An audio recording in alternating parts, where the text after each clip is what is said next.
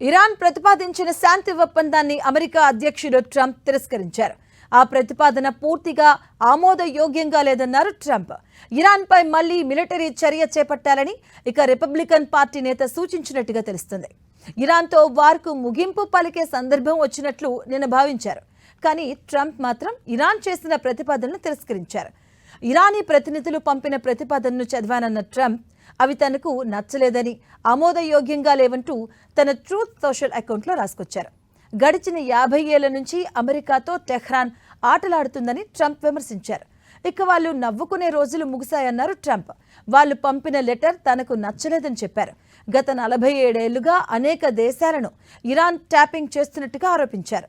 ఇరాన్పై military చర్యకు Trump plan చేయాలని Republican senator Lindsay Graham తెలియజేశారు. దౌత్యం ద్వారా సమస్యను పరిష్కరించేందుకు ట్రంప్ చేస్తున్న ప్రయత్నాలను ప్రశంసించారు.